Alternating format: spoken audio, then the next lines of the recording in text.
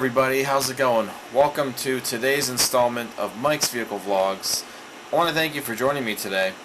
To be quite honest, I really don't have a whole lot going on today vehicle-wise. In fact, I really don't have anything at all at the moment. I just figured I would take the opportunity to kind of make, a small video for the week, just kind of updating people on, things here and there. The vlogs have been a little more sporadic here and there. I haven't really had a whole lot of, vehicle stuff over the last, couple weeks.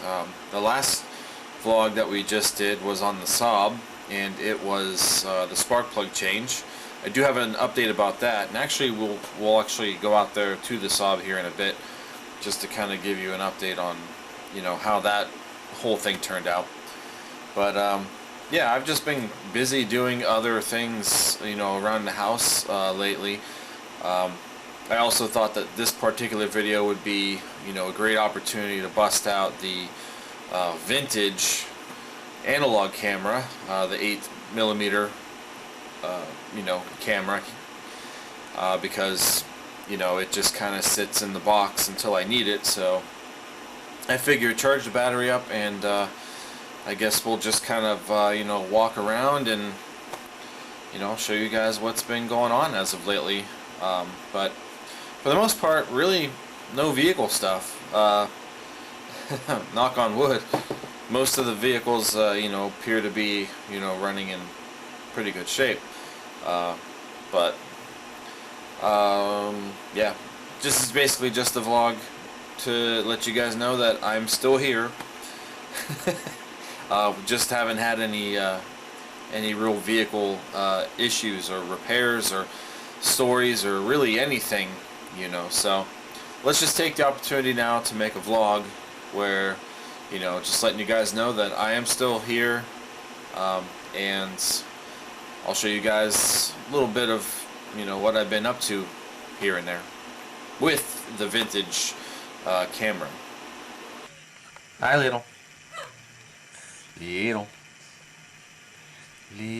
Oh. Hi, buddy. Well, hi, Dunko.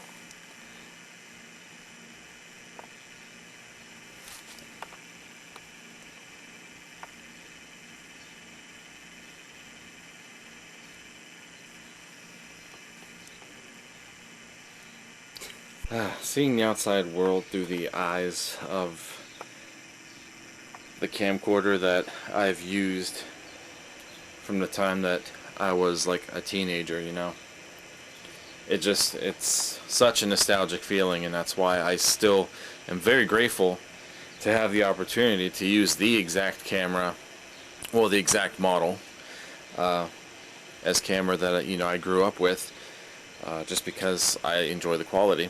There's a whole video about that. So one of the things that I did over the last week is I actually, for the first time, painted all of this. Don't mind that. I had to use that as a barrier to keep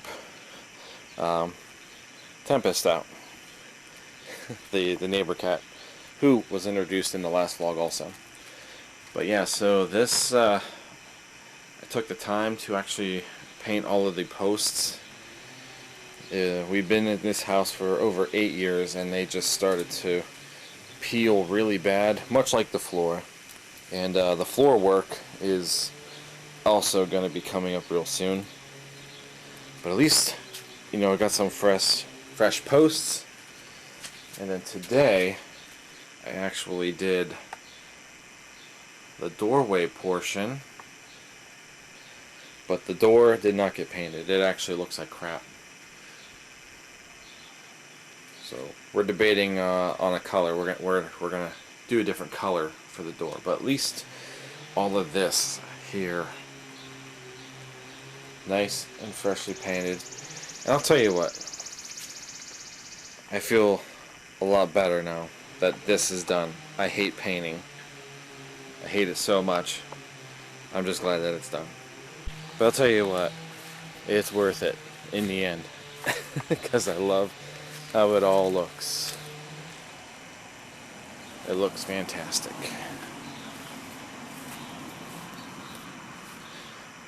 And I can't wait to get the floor done too. The floor is going to be gray, I believe, is what we're going with.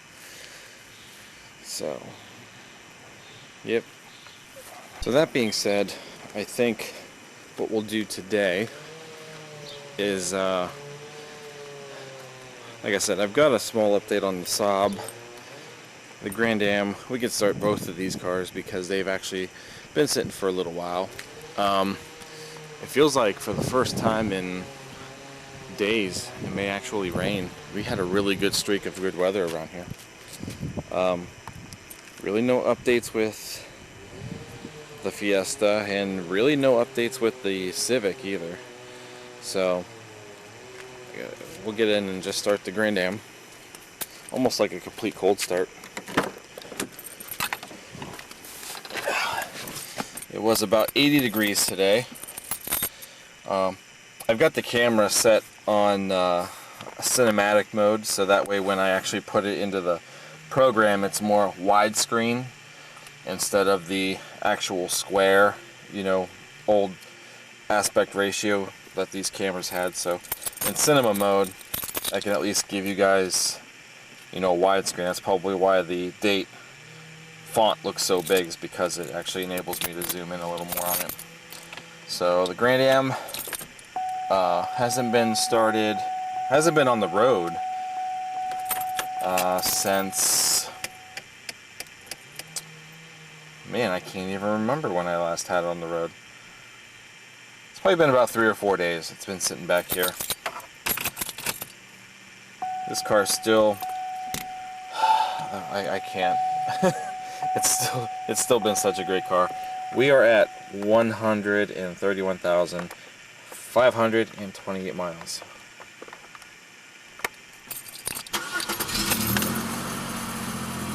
And of course, she's loud, but she runs like a charm. Now, the one thing that did take place with this car, within the last 2 weeks that I've had it on the road, I did have the brief ABS warning come back, and I also had the service vehicle soon and track off lights come on. We've had this situation before where all three of those illuminated, and I believe the scan or the code for it was something that has to do with the left front speed sensor in the wheel there, and I thought maybe it was a loose connection where the wires plug into each other.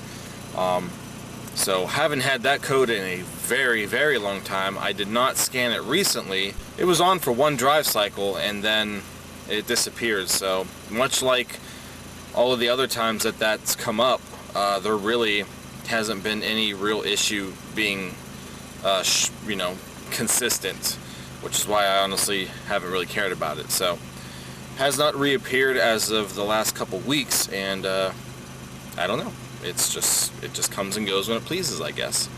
Still makes me very sad to think that there's going to be a day where I'm going to have to give this thing up, and is going to make me very sad. I really love this car so much. Man, these camera graphics, I used to mess around with these graphics so much.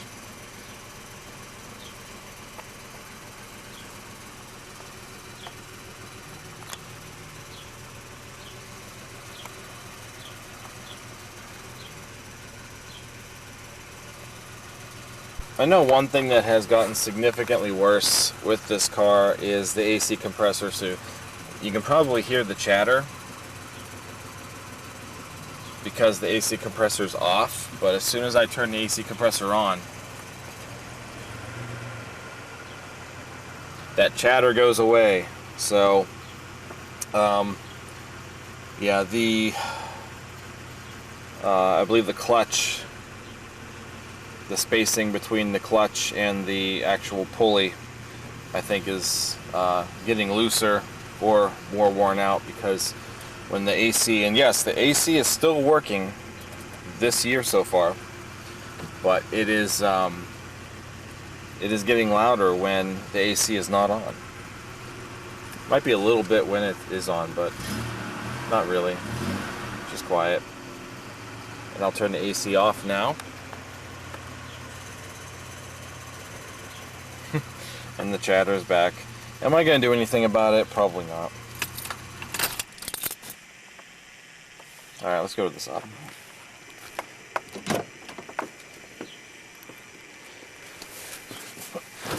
So with the sub, the reason why I decided to do the spark plug change is because something that's been taking place with this vehicle pretty much ever since I took possession of it is when you go to start it up, sometimes it doesn't want to start firing smoothly. So it stumbles at first when you start the car up. Then it seems to work itself out within a few seconds, and then after running for a while, when it starts to come down to idle speed, the car wants to stumble again. And one time recently it got so bad it actually almost stalled out completely, but it caught itself, and that's kind of why I decided maybe we'll do spark plugs. The plugs that came out really didn't look that bad. I will say the spark plugs, changing them did, however, make the performance a little bit better. So yeah. Now this car has not been on in well over a week at this point, I'm pretty sure. And it may actually, do it now, because this is a legit, week-old cold start. So we'll see if it stumbles upon startup here.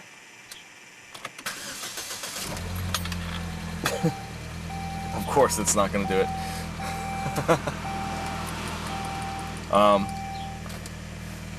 We'll wait till it comes down to idle. So one thing that I thought of that maybe would help that situation, and I really didn't think about it. I should have, because I did have a situation in my Grand Prix that was similar, at least with the startup situation. A dirty throttle body. Now the throttle body has probably never been cleaned, so I'm thinking maybe that can be a thing. So I'm not going to do that today, because if the throttle body's coming off, we have to replace the gasket. So I'm going to have to buy a new gasket before we do it.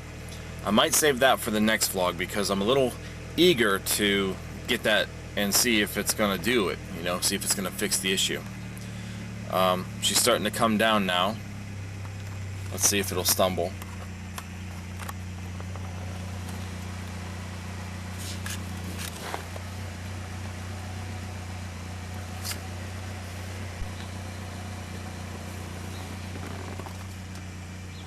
She probably won't do it now that the camera's on it. Oh. Like that. Did you see that? Hopefully the camera picked that up. It did tank quite a bit. Even the tack dropped pretty significantly. Yeah, she's doing it now.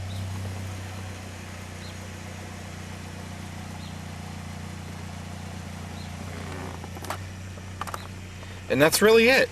It'll do it for just a few brief moments. Still kind of doing it. And then eventually it just stops and it runs fine. Anyway, so the spark plugs actually did give it a smoother idle when it's in gear.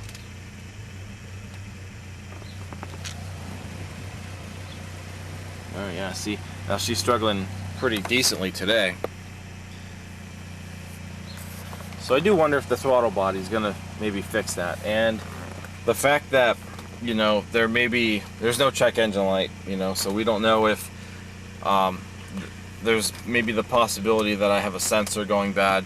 I thought about the IAC. I don't know if these have IACs anymore, because if it's got electronic throttle body, I'm not 100% sure right now if the throttle body is in charge of controlling the idle speed, or if these still have an idle air control valve. So I don't know if maybe that's going wonky or if the mass airflow's going weird, so I don't know. But I'm thinking the throttle body cleaning is going to be a pretty simple thing to do. So we're going to disconnect the throttle body, take it out, give it a good cleaning, get a new gasket for it, and we'll proceed from there. Now, the reason I quit driving this car is because this strut is, I think, finally on its way out. This car kept getting a flat tire on that side over there. That front front passenger side tire kept going low if this car was sitting for a while.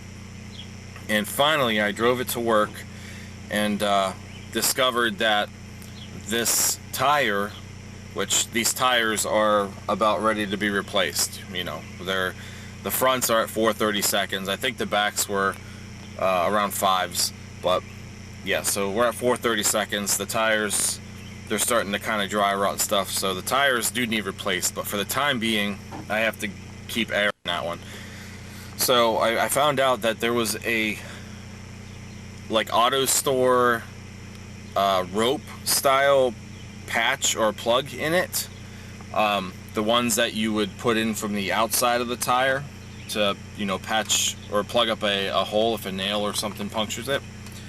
And that is what was leaking. It had failed.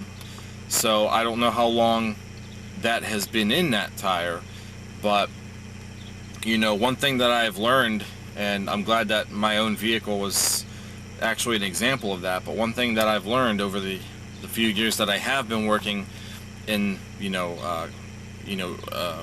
car shops is those plugs are not meant to really be a permanent fix.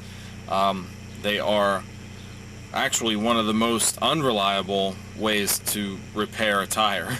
So this one, in this case, I don't know how long it's been in there, but it was failing, and the plug itself, well, honestly, when I took the tire apart, the plug itself really was not in that deep. So I'm actually surprised that it was staying in as long as it did. But eventually, you know, the rope plug started to give out, and that's where all the air was coming from. So I, you know, did it the right way. I broke the tire down. I, you know, ended up putting what we call a patch plug into the tire. It's basically a plug with a patch on the other end. You put it in the tire from the actual inside, and of course you've got all kinds of, you know, glues and a sealer and like a security coat and all that stuff that goes over top of it, and that is probably the best way to fix any, you know, hole in the tire, as long as it's not bigger than that particular patch plug. That's what we did to this tire. I have not had an issue with it since, and like I said, it's been well over a week or so. So there's that, and eventually we'll probably throw some tires on the car.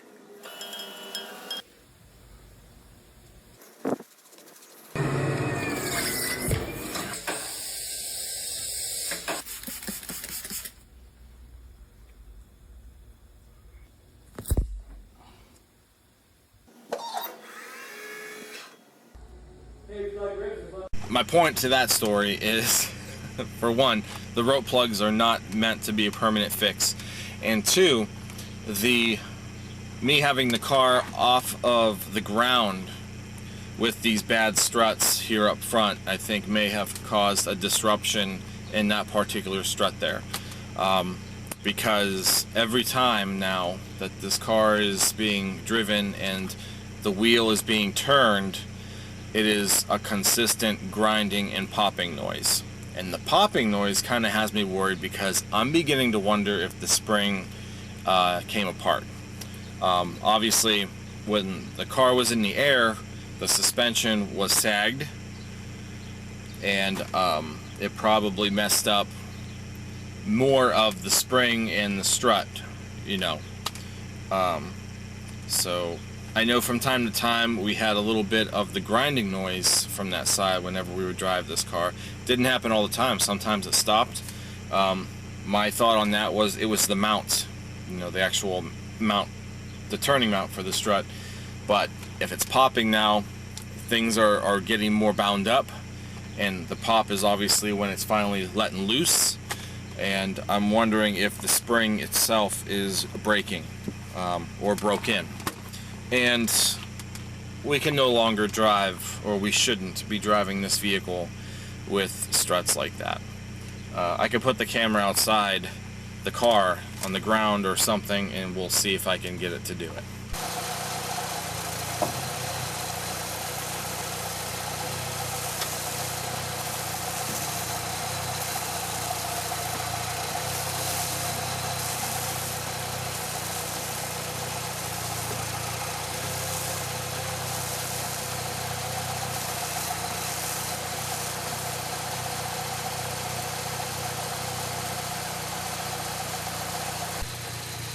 Well, yet again, now that the camera's on it, she wants to behave, but it did make a slight pop the first turn that I gave it. You may be able to hear it better from inside, maybe. Oh, a little bit.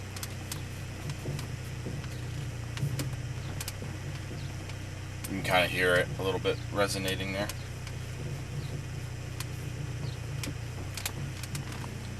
So we probably should not drive this vehicle until that's fixed, and I've been saying it for a while. I've been wanting to get struts for this car. It was kind of hard to find some, but I did come across some generic ones, because honestly, guys, I'm not going to spend a whole lot of money on the struts. There's a train. I'm not going to spend a whole lot of money on struts for a car that's got almost 200K. And will probably end up in the junkyard, you know, in a matter of time because of all of the body rot. So, but I did find some, and I'm hoping by the time summer is over, we'll have struts on this vehicle. Then we can have fun with it some more, because I really do like driving this car, and I can't wait to see how it drives and handles with a better suspension in the front. Hey, what are you doing? Alright, everyone. So I don't know how far in this lens looks, because there's no screen for me to see what I look like. So I'm assuming I'm in frame okay. But I don't know. That's pretty much everything that's been going on. My brother and I started doing a little more work to our album, so we got another song completed, and that's just been a slow process over the last 3 years now, but eventually we're gonna get it done. So for a little while started working on that again, and work and stuff, you know, so that's really why you guys haven't really seen a whole lot of me you know, over the last couple weeks, with the, you know, exception of the last sob video with the spark plugs, and not a whole lot of vehicle stuff. I know usually I try to do a vlog a week on some sort of topic, and I really, you know, haven't had anything. I got no more stories for the time being. I really don't have anything to discuss, so I just, you know, taking it day by day, I guess. But we're gonna do the throttle body cleaning. I literally just thought about that like yesterday, when I was thinking about that car situation. So we'll do a throttle body cleaning, and that'll probably be the next vlog that you see. I'll have another classic MVS, vehicle startup for the 3rd year of MVS. That'll probably be the following one, because then everybody seems to like those ones. So I'm glad that those videos are getting a pretty decent response. All the classic startups from the old MVS days. So I'll have another one of those out also, and then from there, I don't know yet. So you guys know when something happens, I'll let you know. But that's pretty much all that I've got for tonight, guys. If you've enjoyed this, give it a thumbs up, comment, and subscribe. Also, this is tomorrow is Memorial Day, so everybody have a safe Memorial Day. Take a moment to remember why we celebrate Memorial Day, and obviously, if you're gonna drink, don't get behind the wheel. So that's it. I will see you guys next time. Thank you so much for watching. Take care.